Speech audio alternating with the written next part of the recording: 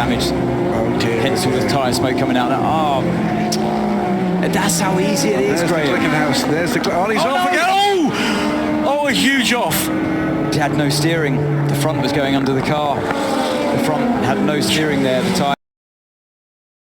Scrambled here, and that is why it was so important to get the lap back. I mean, yes, Didn't that was expect that. not a comfortable ride. No. Not a comfortable ride at all. But Not liking this. Sorry, not liking this at all. 51 Ferrari is in the pit. This is the Ferrari battle with the number 3.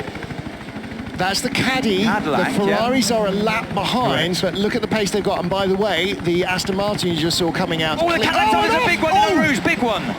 Safety car will be out because that is not going to be tidied up in a hurry. That is the number 3 Cadillac of Renger van der Zande. Coming through. Oh, he touched the inside wall. Touched the inside wall at turn 1 with the left rear of the car. That just unsettled the machine, unsurprisingly put it into a sideways slide. That's a big impact to the back of that car. A big impact. We know these cars are strong. Nick Tandy bounced the sister car into the tyres at the Le Mans. Turn 2, because like we were saying, it is about track position. It puts the drivers under a lot of pressure. Now look further back in the field. There's already the BMW Peugeot. That takes out one Alpine. The other one tries to avoid the reversing BMW, goes through the gravel. So the second race in a row, we've seen cars make contact. Now what happens here? There's the BMW in front of us. And he just blocks it. Does he get hit by the Isotta Fraschini? I think on the right-hand side there was contact.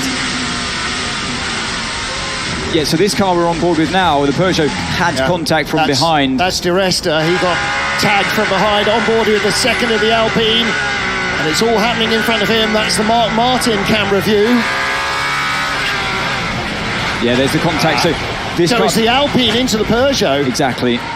And which was the better of the Alpines? 35, I think, and that's Mathieu Vaxivier's car.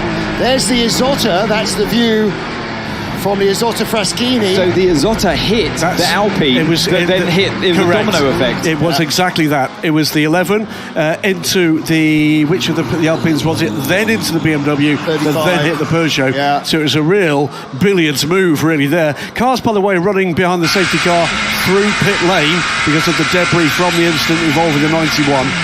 Oh. It all goes quiet and you're facing backwards in that number 15 BMW. Scary moment for Marco Witt. There is a safety car. Ahmed El Harty trying to back out, but that is Will Stevens in the number 12 car. Hansen, 38. I beg pardon, yeah, 38. So what happened here? Who got caught up with who? It's down at the bottom of the picture. So Phil Hansen tangling with the 46 BMW. Unfortunately, we just picked it up a little bit too late there, didn't we? I can't imagine how that's... We may well have an onboard with either or both of them, I think, so let's wait and see. Graham, what did you make of that? What I made of that was that the real damage for the 38 came right at the end. He was almost undamaged. There certainly would have been a need for a rear clip on the 38, but then he was hit in the side by the much more heavily damaged BMW, and that looks like game over for the 46. Yeah. That's going nowhere. Look at that left front corner. That's a real shame. That's the damage that we can see from that camera angle on the right side of the number 38 car. That happened right at the end of that incident. We're going to go virtual safety car, and we will then go full safety car. Gravel. Since then, he's managed to get the car back onto the track. But yeah, here we go. So, are we going to see from this car's point of view what happened? BMW, that's the Lexus who goes down the inside. So we mentioned lift and coast, so that's going to happen at this point here. Hansen got hit from behind. Who are we on board with? Is this the no. Marco Wittmann's BMW. Oh, goodness. And that's exactly what Hansen was saying. It was the lift and coast, and Wittmann wasn't expecting it, and it's hitting from behind. Yeah. And Wittmann somehow survives that one. And the Lexus, it all went around him. There's Valentino seeing his car off in the ground. Car and the rain arrives as well, then suddenly everybody's gambling. They might get a get-out-of-jail-free card. Now that is up at Variante Alta again, isn't it? He's just clipped the curve going in, Anthony.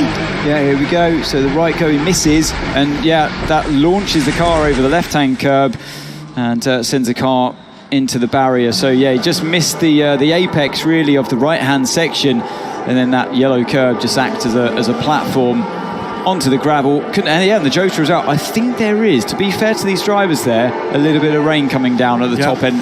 That's the highest point in terms of elevation of the track. So I think I could see the rain coming down on the screen as well. And as he's turned in, it's just put the car a bit out of kilter. 3 points leaders. WRT's home race. It looks like neither of their GT cars are going to make it to the flag. Trying to go around the Porsche, and the dramatic moment there as Bamba's car gets air underneath it and nearly flies. Yeah, he was a bit too hasty in pulling out. He's overtaken the BMW and then tried to go through the gap in between the two cars. We're going to see it here on board. Yeah, these cars are so long, and he's underestimated the length of the overhang of the rear of the car, and I've seen this happen quite a few times on that straight, actually. That was a horrible impact. That was, yeah, difficult to see that's anything other than a mistake from El Bamba. It was driver error. He's gone for a gap in desperation to get past, and then red flag. Right? What's happened there? Right, that is exiting the Roggia. I think he's spun the car and got launched over the sausage curb. Agreed. I've seen some single seated. Yeah, so watch it. There we go. Oh, big impact. That's why I don't like these sausage curbs here. The cars are travelling too fast to go sideways over them. Last week, isn't it? Safety car straight away. Yes, no question at all. The car's inverted. The driver clearly has had a big shake-up. And that is the end of the road for the 33 car.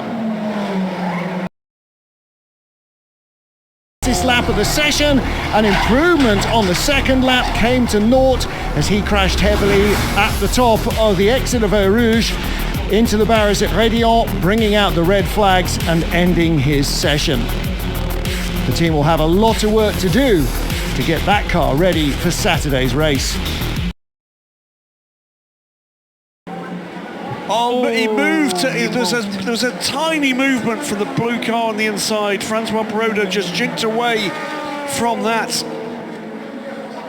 And it was a hit. We're going to see it from the inside of the Corvette, and that was a big contact.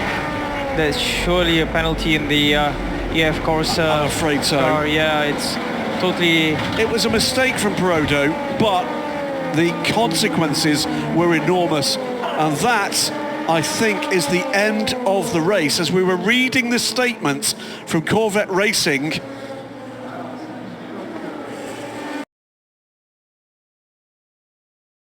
mit der man ankommt, 310 km/h, voll ausgedreht im 6. Gang und dann das. Ein Horrorabflug von der übelsten Sorte. Der Ferrari-Fahrer zieht rein, obwohl der Toyota neben ihm ist, übersieht komplett die Situation, schätzt sie falsch ein und schießt dann durch einen Treffer auf die Ecke des Toyota Anthony Davidson in einen Querschläger rein. Der überschlägt sich in der Luft und scheppert mit voller Wucht in die Reifenstapel, die dort einen Kreisverkehr der Landstraße schützen. Ein furchtbarer Unfall.